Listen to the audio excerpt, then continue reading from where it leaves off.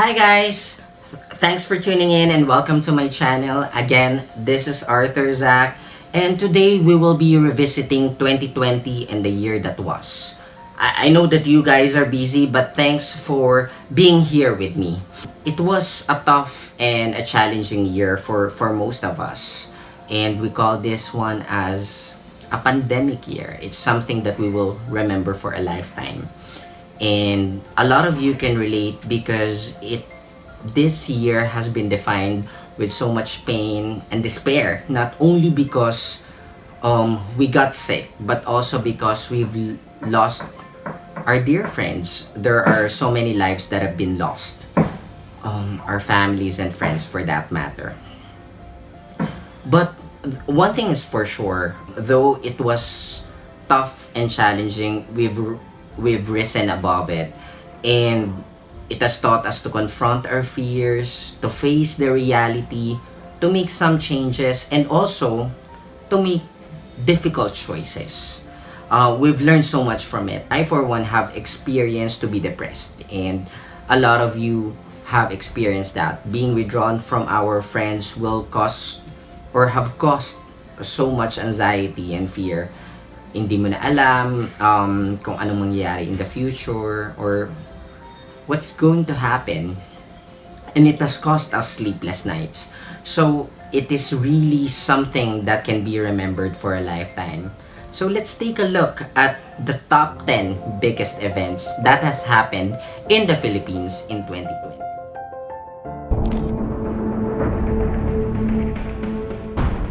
I'm declaring a public health emergency of international concern over the global outbreak of novel coronavirus. First month pa lang, we have already been shaken to the core as Taal volcano has erupted. Remember that it has led donation drives all across the country because we want to help out. And we were also asked to wear N95 masks. And we didn't know that it's wearing N95 mask is already a preparation on what will lie ahead for the next few months. And towards the end of January, the outbreak of the pandemic has started, and many Filipinos or many of our countrymen have contracted the disease. So many lives have lost, especially those who are immunocompromised. There was an overwhelming fear, and we're worried whether our families and friends are still safe and alive. March, the entire Luzon, including Metro Manila, was placed in enhanced community quarantine. So it's a total lockdown. It's necessary because we have to contain the spread of the virus. But then again, may mga results yon. Like for example, like what I've said earlier, there are so many businesses that have been shut down. Maraming nagsara because they can't sustain the businesses anymore. And many people have lost their jobs for that matter. The good thing about it though is that many of us have tried to upskill ourselves and did other things like vlogging. We've tried to look back and take a look at ourselves and try to be a better version versions of ourselves. So since many people have lost their jobs, people have looked for home-based work or work at home jobs, and businesses also have leaned toward e-commerce.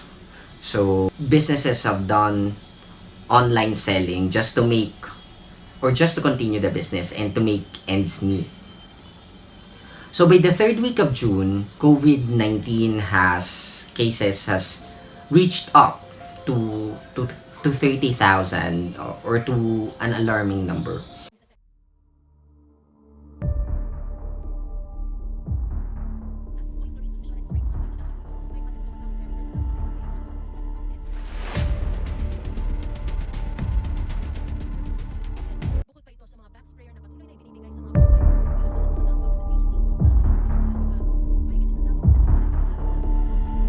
Number three, crisis will always define leadership, and that is something that we've seen during this time. Have two Metro Manila mayors have shown a different level of character. These are the so-called millennial mayors, Mayor Vico Soto of Pasig City and Mayor Isko Moreno of Manila. Yung mga changes na ginawa nila, like for example, I'm from Pasig, and yung effective governance and young leadership that he has shown really works, and I think that is something that we will need moving forward. Yung if you have known, nakita nyo, he bought disinfection drones para less contact with other people, but again, it will cover so many ground. There's mobile palengke so that people that roam around Pasig, so people didn't need to go out during lockdown, and there's eco-friendly shuttles for people who need to go to work, like our health workers, and food packs for the community to sustain us during that time. It was a different kind of leadership, and I think that is something that we need. We have also seen our vice president who did her best to help out, especially those health workers who need to be near the hospitals, but can't go home because they also need to protect their families.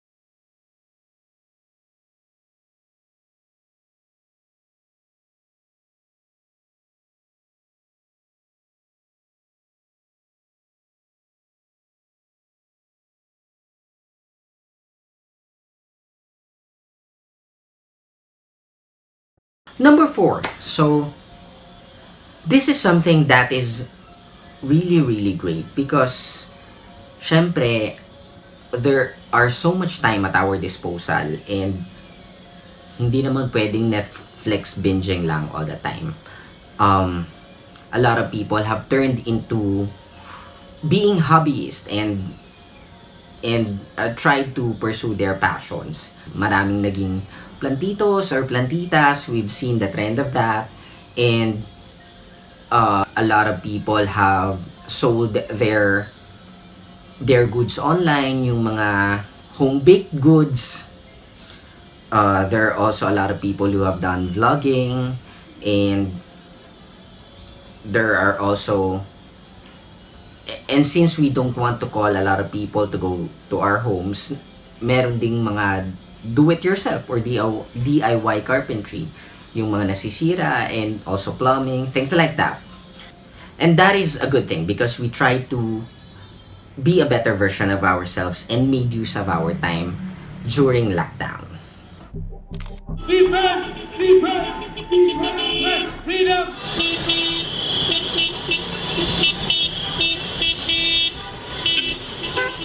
Number five, I think this is something that will be remembered for many decades when ABS-CBN has been shut down. ABS-CBN has been part of our lives since we were kids, and for it to be shut down like that is something that we didn't even imagine. Kasi kasama na nga natin yung lumaki. It has shocked not only the Filipinos but also the international community. And not only that, It has cost more than 11,000 jobs and our economies as well. And our economy as well has been affected. I can say that it has sent a chilling effect to our press freedom because it's like saying that you will only allow a press that is favorable to you. But more than anything, it will hurt our economy because it will reinforce negative perception in doing business in the Philippines. Aside from the PACC probe, the Philippine Senate is also constituting itself into a committee of the whole to investigate the corruption allegations at PhilHealth. PhilHealth President and CEO Ricardo Morales has brushed off the claims, saying he's ready to face any probe. Joining us now is the whistleblower in the Philhealthcorruption scandal, former PhilHealth anti-fraud legal officer, attorneys. Number 6, Philhealthcorruption. Well, in a time like crisis wherein a government agency is supposed to help out a lot of people, it is something that is so unimaginable. There are allegations of widespread corruption in PhilHealth during this time. There's an uneven allocation of COVID-19 funds, overpayment of equipment, and we're facing a crisis, and they're supposed to be the main agency providing funds for patient care, but that didn't happen. Environmentalists petitioned to stop the dumping of crushed dolomite along the Manila Bay Walk. Number 7, Manila Bay Restoration and the dumping of dolomite sand. Well, for me, I have nothing against the Manila Bay Restoration because we have been waiting for it for so long. But then again, the government has spent almost 400 million pesos for the restoration of Manila Bay, and its timeliness is in question. We should have put the funds in better use.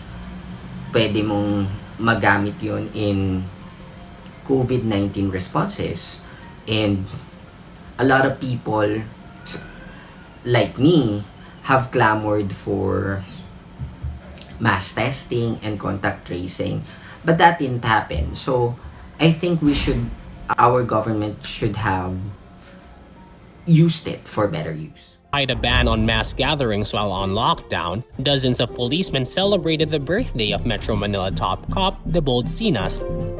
Probably nagkaroon ng Mananita. Number 8, the police force is an agency that we should always look up to, but that didn't happen during this time.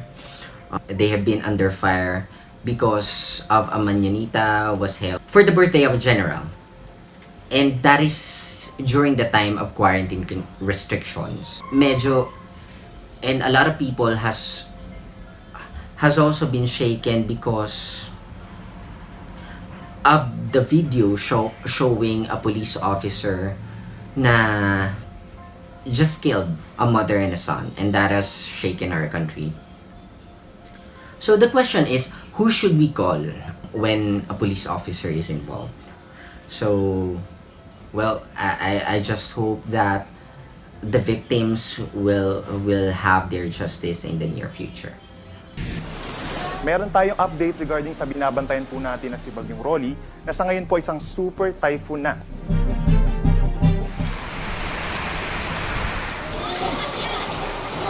Number 9, super typhoons such as Rolly and Ulysses have ravaged the nation. So, may pandemic na nga, may mga catastrophe pa. So, ayaw tumigil ni 2020, no?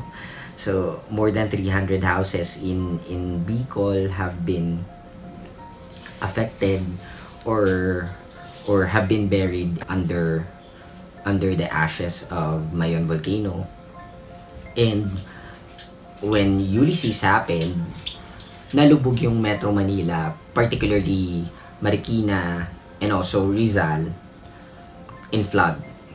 So, it has caused a massive flood, and that is something that is very difficult to experience, especially in the time of pandemic.